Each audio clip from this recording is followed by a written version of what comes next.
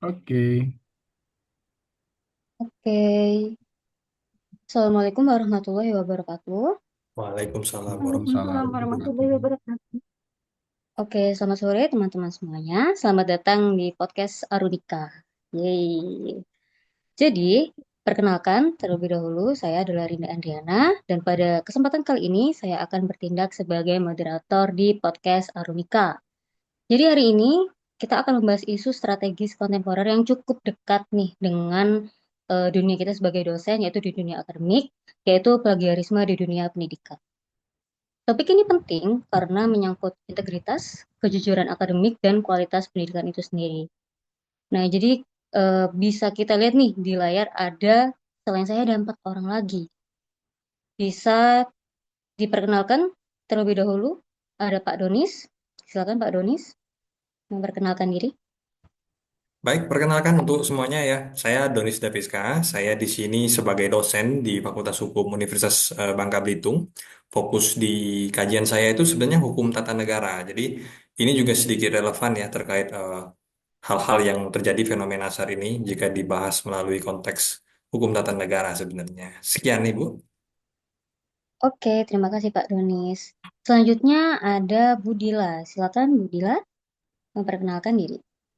Baik, perkenalkan teman-teman, nama saya Ibu Nur Fadila Utami. Saya dari Fakultas Kedokteran dan Ilmu Kesehatan Universitas Bengkulu.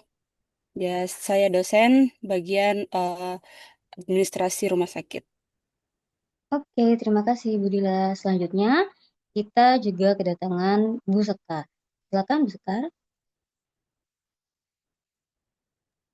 Baik, terima kasih waktunya Mbak. Perkenalkan, nama saya Sekar Ayu Rahmayani. Di sini saya adalah dosen dari FKIP, Prodi Pendidikan Matematika dari Universitas Jember. Meskipun ini nggak berkaitan sama hukum, tapi masih nyenggol-nyenggol dikit lah, karena kita juga semuanya membuat karya ilmiah. Mungkin sekian Mbak Tinda. Terima kasih. Oke, sama-sama Bu Sekar. Dan yang terakhir ada Pak Apri. Silakan memperkenalkan diri. Baik, terima kasih banyak Bu Rinda. Perkenalkan saya Apri Irianto dari Universitas Musamus, Fakultas Pertanian, Program Studi Peternakan. Eh, Kalian saya di bidang genetika dan pemulihan ternak. Kalau tadi Pak Denis bilang sangat cukup dekat, saya kayaknya jauh. Cuman kalau plagiarisme ini kayaknya semua kalangan ada gitu ya, termasuk juga di eh, Nah, jurusan peternakan gitu mungkin ya. Oke, kasih Bu Rinda. oke, terima kasih bagi 4 pembicara yang sudah hadir pada sore hari ini di podcast Arunika. Walaupun dari berbagai jurusan ya, dari berbagai prodi, tapi karena kita semuanya sebagai dosen pasti akan sangat dekat nih dengan isu-isu terkait dengan plagiarisme. Nah, tidak perlu berlama-lama lagi ya, kita mungkin bisa langsung ke pembahasan pertama. Kalau kita membahas tentang plagiarisme nih, satu kata plagiarisme itu kira-kira bisa diartikan sebagai apa sih? Karena masih banyak orang-orang awam di luar sana yang belum paham nih sebenarnya plagiarisme itu maknanya apa sih? Mungkin bisa dijelaskan oleh Mbak Sekar? Oke, terima kasih atas waktunya, Mbak. Jadi di sini saya akan menjelaskan tentang apa sih itu plagiarisme ya. Menurut KBBI, plagiarisme adalah tindakan mengambil karya, ide, atau pendapat orang lain dan menjadikan seolah-olah milik sendiri tanpa mencantumkan sumber aslinya. Jadi ini tuh termasuk pencurian intelektual yang dan penipuan secara serius ya. Sedangkan untuk plagiarisme karya ilmiah itu adalah bentuk spesifiknya, di mana teks, data, atau hasil penelitian yang orang lain gunakan tanpa citasi yang tepat tentunya dalam karya akademik universitas maupun instansi lainnya. Seperti itu, Mbak. Oke, jadi kalau dari Mbak Sekar nih menjelaskan bagaimana atau apa itu plagiarisme, tadi menyebutkan ada satu kata mencuri. Jadi kita bisa bilang kalau sebenarnya mencuri itu nggak hanya mencuri uang ya, nggak hanya mencuri barang, tapi ide itu juga ternyata bisa dicuri loh dengan bentuk plagiarisme ini. Jadi tidak hanya kita bisa bilang mengambil ide orang, tapi ketika ide itu hanya di copy paste, tidak mencantumkan sumber, tidak memparafrase dari ide atau statement yang diadopsi itu, maka bisa dibilang bahwa seseorang itu sedang melakukan plagiarisme. Kurang lebih seperti itu ya, Pak Sekar. Benar, Mbak Rinda. Oke, jadi mengklaim ide orang lain untuk milik sendiri ya, Mbak Sekar. Iya, itu termasuk Oke, plagiarisme. oke, dari sini kita bisa memahami nih plagiarisme maknanya apa. Lalu sekarang kenapa sih plagiarisme itu masih sering terjadi ya, bahkan di kalangan di dunia pendidikan? Bisa dijelaskan oleh Mbak Dila, kira-kira kenapa sih kok plagiarisme itu bisa terjadi? Oke, terima kasih Mbak Rinda. Eh, sini saya akan menjelaskan mengapa bisa terjadi plagiarisme, apa saja faktor-faktornya. Eh, Plagiarisme itu tindakan mencantumkan kata, kalimat, paragraf, ide, gagasan, dan juga pendapat dari orang lain seperti yang dijelaskan tadi oleh Mbak Sekar. Nah, di sini ada 8 faktor yang dimaksud antara lain yang pertama itu karena sosialisasi tentang plagiarisme ini masih minim. Jadi penyebab atau faktor plagiarisme yang pertama yaitu minimnya sosialisasi tentang plagiarisme itu sendiri. Kemudian yang kedua, pemahaman yang kurang terhadap suatu topik. Saat menulis sebuah karya tulis, maka perlu memahami topik dengan sangat baik. Tujuannya itu agar bisa menuliskan isi karya dengan mendalam, menggunakan bahasa sendiri, dan atas hasil karya pikiran sendiri. Kemudian yang ketiga itu mengalami beban kerja yang berlebihan.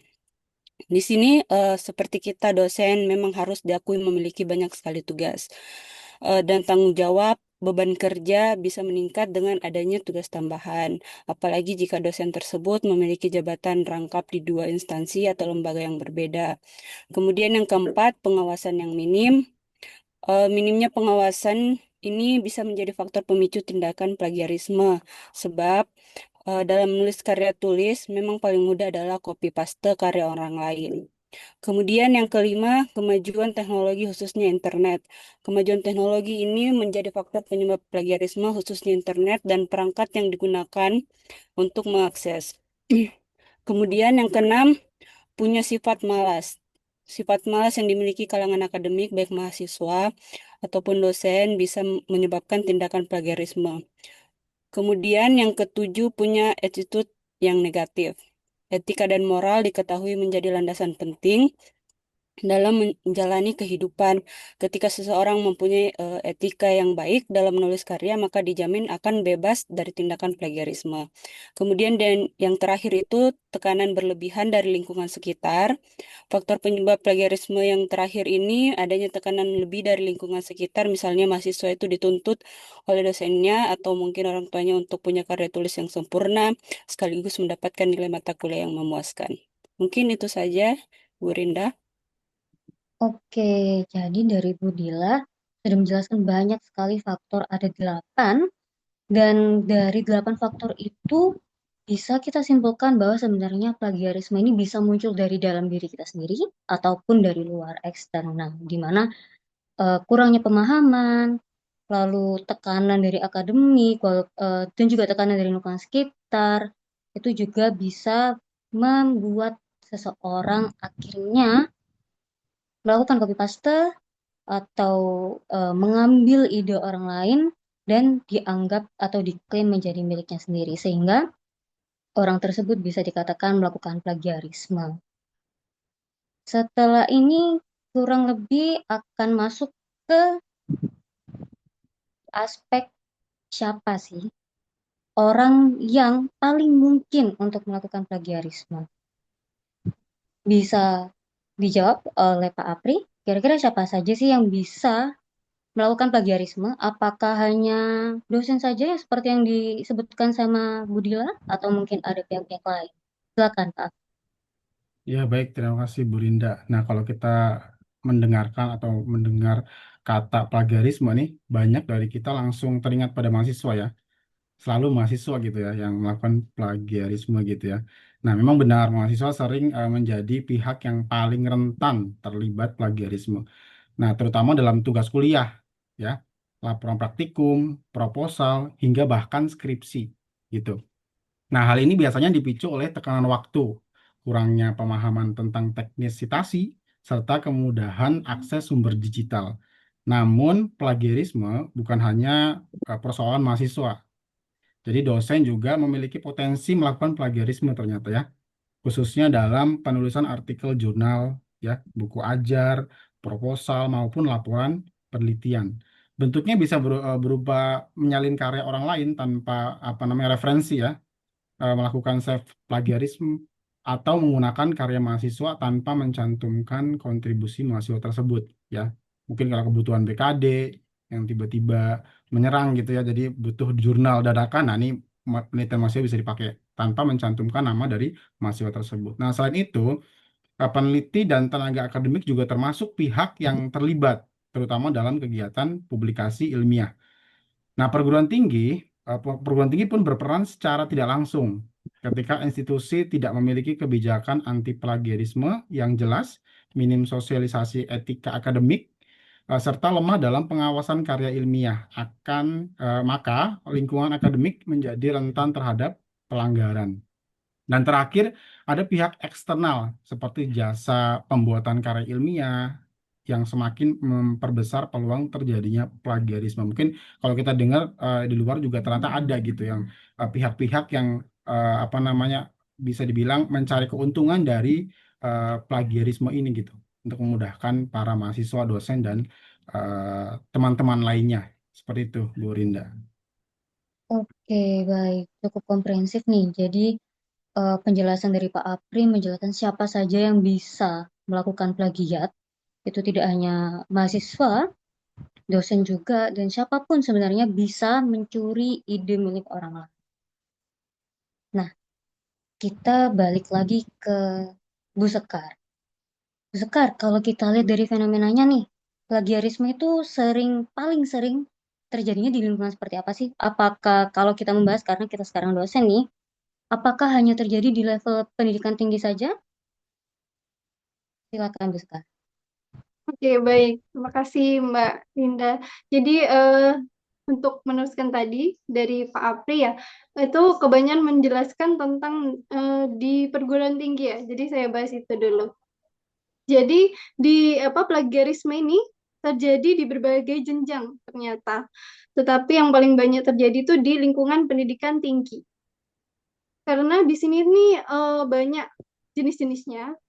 Yang pertama ada tugas kuliah berkaitan sama makalah, laporan, ada karya akhir juga, skripsi, tesis, dan disertasi, maupun ada proposal penelitian. Nah, selain itu, di lingkungan pendidikan tinggi, di sini juga ada di plagiarisme ini juga terdapat di proses publikasi ilmiah. Di sini plagiarisme sering terdeteksi saat karya ilmiah dikirimkan untuk konsumsi publik, misalnya di jurnal-jurnal ilmiah itu. Bisa di proceeding konferensi yang berkaitan sama makalah yang dipresentasikan dalam seminar atau konferensi nasional. Baik buku teks atau referensi yang tadi dikatakan oleh Pak Apri. Kemudian selain itu, yang ketiga ada ranah digital atau cyber plagiarism. Di sini kemudian kemudahan akses internet membuat plagiarisme ini sering terjadi melalui situs web atau blog dan repositori dari institusi itu sendiri. Kemudian ada yang keempat, itu ada karir profesional akademis. Di sini biasanya bagi dosen dan peneliti, plagiarisme ini bisa terjadi dalam kenaikan pangkat untuk karya sendiri maupun karya orang lain untuk memenuhi poin kredit atau sertifikasi dosen. Dan kita pada karir profesi ini juga terdapat di laporan hibah penelitian menggunakan data palsu atau data orang lain dalam laporan penangguhjawaban dana riset. Nah, dari tadi saya bilang dari lingkup perguruan tinggi ya. Sebenarnya tidak hanya di situ saja, tetapi di kalangan siswa SMP, SMA yang sedang membuat PPT atau membuat makalah, mereka sudah mulai menggunakan AI itu sendiri, sehingga mereka terbiasa untuk dimudahkan sehingga mereka sebenarnya masih belum tahu apa sih itu plagiarisme itu sendiri. Mungkin sekian Mbak Rinda dari saya. Oke, baik. Oke, jadi bisa kita bilang bahwa sebenarnya plagiarisme tuh bisa di mana saja ya, bisa di level pendidikan mana saja. Namun pada level perguruan tinggi lebih banyak ditemukan daripada di level-level pendidikan yang lain. Dan juga bisa bentuknya berbagai macam nih dari skala yang berbeda-beda juga. Tadi juga sempat dijelaskan oleh Bu Sekar untuk berbagai kepentingan. Untuk sertifikasi, untuk makalah, untuk tugas, tugas akhir, skripsi, dan segala macamnya. Kita bisa kembali lagi nih ke Pak Apri. Jadi, kalau kita sudah membahas tentang di mana plagiarisme itu bisa terjadi, sekarang kalau kita balik lagi ke Pak Apri, kapan sih Pak Apri plagiarisme itu bisa terjadi? Kalau dilihat dari fenomena plagiarisme di dunia pendidikan, apakah ada momen tertentu ya? Seperti mungkin menjelang deadline atau menjelang tugas-tugas akhir? Silakan Pak Apri. Siap, terima kasih banyak Bu Rinda ini. Luar biasa nih kalau kita bahas tentang kapan plagiarisme itu biasanya akan terjadi. Nah, kalau kita bahas pertama pada mahasiswa, plagiarisme paling paling sering itu muncul menjelang deadline pengumpulan tugas saat penyusunan proposal, laporan praktikum, hingga skripsi atau tesis. Tekanan akademik yang tinggi sering membuat mahasiswa mengambil jalan pintas ya. Jadi supaya lebih cepat, pakailah itu copy paste kayak gitu ya. Cari di internet, copy paste, selesai gitu. Nah, plagiarisme juga kerap terjadi pada masa awal perkuliahan ketika mahasiswa belum memahami etika penulisan ilmiah. Nah, sementara pada dosen ya, plagiarisme biasanya muncul saat menghadapi tuntutan publikasi. Kembali lagi nih, BKD dan teman-temannya gitu ya, kenaikan jabatan fungsional atau kewajiban pelaporan penelitian. Nah, keterbatasan waktu dan beban kerja dapat menjadi pemicu jika tidak diimbangi dengan integritas yang kuat. Nah, plagiarisme juga cenderung terjadi ketika pengawasan instansi lemah dan pengecekan karya ilmiah tidak dilakukan secara rutin ya, seperti Turnitin gitu ya, tidak dilakukan secara rutin maka akan terjadi eh, plagiarisme yang sembunyi-sembunyi gitu ya. Nah, kasus plagiarisme skripsi contohnya untuk ada beberapa kasus yang apa namanya pernah terjadi gitu ya di apa eh, kasus untuk plagiarisme skripsi dari politisi Norwegia pada tahun 2024. Nah, Menteri Pendidikan di Norwegia mengundurkan diri setelah bagian dari tesis magisternya ditemukan mengandung plagiarisme yang signifikan gitu. Jadi menunjukkan bahwa plagiarisme tidak hanya terjadi di kalangan mahasiswa saja gitu, bahkan setingkat menteri gitu ya kalau di ini ya di negara lain gitu ya itu juga melakukan hal tersebut. Nah, kasus akademik lain di dunia internasional, nah di dunia ilmu internasional pernah terjadi skandal besar di mana ada seorang profesor menciptakan akun palsu nih untuk manipulasi proses preview ya sebuah jurnal yang menyebabkan puluhan makalahnya ditarik dari jurnal karena pelanggaran etika publikasi. Nah, kalau di Indonesia gimana nih? Kalau kita bahas Indonesia nih ya, ada satu kasus plagiarisme di kampus juga terjadi di tanah air gitu ya. Beberapa dosen senior serta perkara ilmiah yang dipublikasikan menjadi sorotan publik karena dugaan plagiarisme menunjukkan tantangan etika akademik yang nyata di lingkungan perguruan tinggi. Jadi dapat kita simpulkan bahwa plagiarisme itu melibatkan banyak pihak dan sering terjadi pada saat tekanan akademik meningkat. Nah, sebagai ASN di bidang pendidikan, kita ini memiliki tanggung jawab yang besar ya untuk menjadi teladan integritas ilmiah dengan menerapkan nilai berakhlak tentunya, khususnya akuntabel dan kompeten. Kita dapat membangun budaya akademik yang jujur dan bermartabat. Karena sejatinya karya ilmiah bukan hanya tentang hasil, tetapi juga tentang kejujuran dalam proses. Begitu, Bu Linda. Oke, jadi menarik nih. Yang dijelaskan oleh Pak Apri ini banyak membahas tentang tuntutan. Kata tuntutan, tuntutan waktu, tuntutan akademik itu bisa jadi pemicu utama. Selaras juga nih berarti dengan yang sudah dijelaskan oleh Bu Dila. Ada tekanan-tekanan waktu dari lingkungan sekitar atau dari dosen sendiri, misal dari ketika terjadi di mahasiswa, dan juga beberapa faktor-faktor yang lain tadi yang sudah dijelaskan oleh Bu Dila. Oke, sekarang kita masuk ke bagian yang cukup relevan juga dengan kondisi kita saat ini. Kita tahu bahwa perkembangan teknologi dan AI atau artificial intelligence ini berkembang semakin pesat, apalagi tahun 2026 ini ya. Saya ingin bertanya ke Pak Donis nih. Pak Donis, di era digital seperti sekarang ini, bagaimana sih sebenarnya plagiarisme itu bisa terjadi? Silakan Pak Donis. Baik, terima kasih atas kesempatannya Ibu Rinda.